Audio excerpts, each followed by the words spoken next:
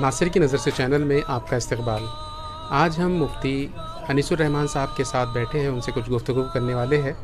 ان سے عید الاضحیٰ کے تعلق سے جو عام لوگوں کے بیچ میں مسئلے مسائل درپیش ہوتے ہیں، اس سلسلے میں ہم کچھ ان سے سوال جواب کرنا چاہتے ہیں، ان سے رہنمائی لینا چاہتے ہیں۔ تو مفتی صاحب، آپ کا میرے چینل میں استقبال ہے۔ ہم آپ سے عید الاضحیٰ کے تعلق سے کچھ سوال پوچھنا چاہ رہے ہیں، جو مسئلے آج عام لوگوں کے ذہن میں کشمکش میں رہتے ہیں، گزرتے ہیں ذہن میں ان کے کہ ہم عید الاضحیٰ میں عید قربا کے ٹائم پہ کون سا جانور لے، بکری لے، بکرا لے، اس کی عمر کتنی ہو، اور ایک بکرا ایک گھر سے ہو جاتا ہے قربانی کے وقت پہ، یا پھر سب کو اپنے اپنے طور پہ الگ الگ کرنا پڑتا۔ مرحومین کے تعلق سے بھی ایک سوال، ہمیشہ ایک کنفیوژن رہتا ہے کہ مرحومین کی طرف سے بھی ہمیں قربانی کرنا واجب ہے، فرض ہے، سنت ہے، کرنا ہے نہیں کرنا ہے، استطاعت ہے، اور ایک سوال یہ بھی ہے کہ استطاعت کتنی ہونی چاہیے جس کو قربانی کرنا ہے اس کے لیے۔ تو اس بارے میں آپ تفصیلی معلومات بتائیں تو ہماری رہنمائی ہو جائیں گی۔ بسم اللہ الرحمن الرحیم۔ یہ سنہرا موقع عید الاضحیٰ کا، جس میں عید الاضحیٰ کی مناسبت سے ہم سب کے سب قربانی پیش کرتے ہیں، یہ حضرت ابراہیم علیہ السلام کی قربانی کی یادگار ہے۔ ان کی ادا کو اللہ نے صاحب نصاب پر واجب کر دیا ہے۔ جس کے پاس 52.5 تولے چاندی کے اتنے پیسے عید کے دن موجود ہو، اس کو قربانی کرنا واجب ہے۔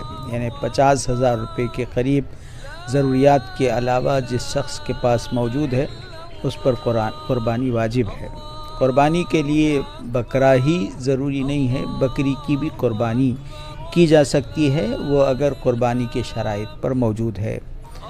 قربانی کے لیے جو تندرست جانور کی جو شرائط بیان کی گئی کہ وہ لنگڑا نہ ہو، نابینا نہ ہو، کان کٹا ہوا نہ ہو، سینگ ٹوٹا ہوا نہ ہو، یعنی عیب دار نہ ہو، بے عیب جانور کی قربانی کی جا سکتی ہے۔ اس میں بھینس ہے، بھینسا ہے، بکری ہے، بکرا ہے، اونٹ ہے، دمبا ہے، ان کی قربانی کی جا سکتی ہے۔ عام طور پر لوگوں کا رجحان صرف بکرے ہی کی قربانی کا ہے، جبکہ ایسی بات نہیں ہے، بکری کی بھی قربانی کی جا سکتی ہے، جائز ہے۔ صرف خیال رکھا جائے کہ وہ ایسی بکری نہ ہو جو قریب الولادت ہو، اس کے پیٹ میں بچہ موجود ہو، اس سے احتیاط کرنا چاہیے۔ اگر معلومات نہیں تھی اور اس طرح سے بکری خرید لی گئی اور قربانی کے بعد اس میں سے بچہ بھی نکل گیا، تو بچے کی بھی قربانی کر دینا چاہیے۔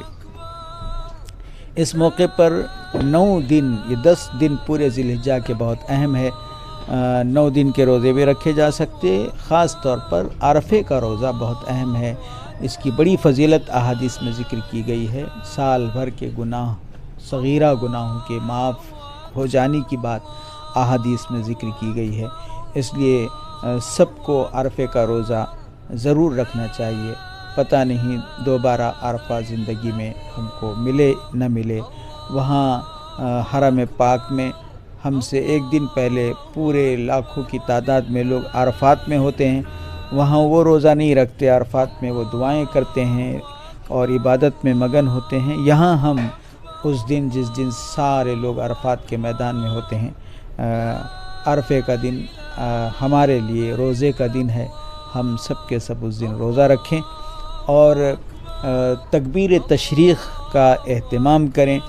9 ذی الحجہ کی فجر سے لے کر 13 ذی الحجہ کی عصر تک اللہ اکبر، اللہ اکبر، لا الہ الا اللہ، واللہ اکبر، اللہ اکبر وللہ الحمد کی صدا ایک مرتبہ ایسی آواز میں جو خود کو سنائی دے، ہر فرض نماز کے بعد یہ آواز، نعرہ لگانا، یہ تلبیہ، یہ ذکر کرنا، یہ تکبیر کا اہتمام کرنا ہم سب کے لیے واجب ہے۔ اور اسی طرح قربانی کے لیے، قربانی کے جو دن ہے وہ 10 ذی الحجہ، 11 ذی الحجہ اور 12 ذی الحجہ، ان 3 دنوں میں ہماری قربانی ہوں گی۔ 12 کی مغرب سے پہلے سب کو قربانی دے دینا چاہیے، اس کے بعد قربانی ہمارے پاس نہیں ہوتی۔ چوتھے دن کے بارے میں بھی کچھ لوگوں کے نزدیک ان کے اپنے دلائل ہے، جس کی وجہ سے وہ چوتھے دن بھی قربانی کی بات کرتے ہیں۔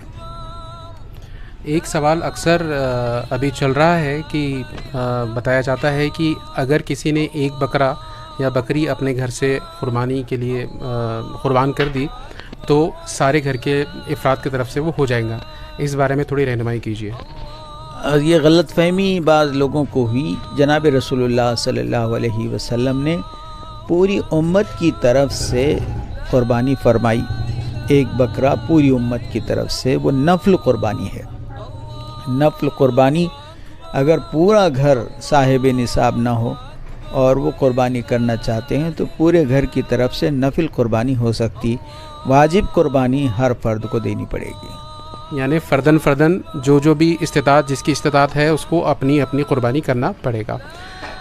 آخر میں چلتے چلتے آپ سے ایک رہنمائی یہ بھی چاہتے ہیں کہ ہمیں کیا احتیاط کرنا چاہیے عید قربا کے وقت, جیسے کہ کسی پڑوسی کو یا ہمارے کوئی ہم وطن بھائیوں کو اس کے تکلیف نہ ہو, اس تعلق سے بھی کچھ رہنمائی کیجیے. مرحومین کی طرف سے بھی قربانی کی جا سکتی ہے. وہ گوشت پورا کے پورا تقسیم کر دینا چاہیے اور ان کو اس کا ثواب یقیناً پہنچے گا. لیکن یہ اسی وقت ہے جب اپنا واجب ادا ہو جائے. ایک شخص اپنا واجب ادا کرنے کے بعد اس کے پاس گنجائش ہے تو وہ اپنے مرحومین کے نام سے بھی قربانی کر سکتا ہے. اس موقع پر عید الاضحیٰ کے موقع پر ہم سب ضرور خوشی منائیں, اپنے تہوار کو سیلیبریٹ کریں, احکام خداوندی اور تعلیمات نبوی کی روشنی میں اپنی عید کو منانے کی کوشش کریں. ہم سب اس بات کا خیال رکھیں کہ ہماری شان دوسروں کو تکلیف پہنچانے کی نہیں ہے. مسلمان کا تعارف ہے المسلم من سلم المسلمون من لسانہ و یدہ. مسلمان وہ ہے جس کی زبان اور ہاتھ سے دوسرے لوگ محفوظ رہے.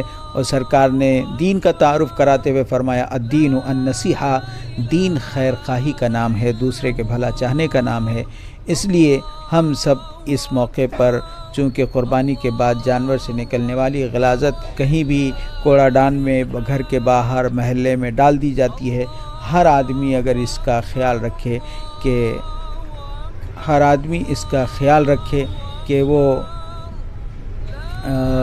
غلاظت کہیں بھی نہ ڈالے بلکہ محفوظ جگہ اسے ڈالنے کی کوشش کرے تاکہ دوسروں کو, اپنے پڑوسیوں کو, اپنے ہم وطنوں کو تکلیف نہ ہو.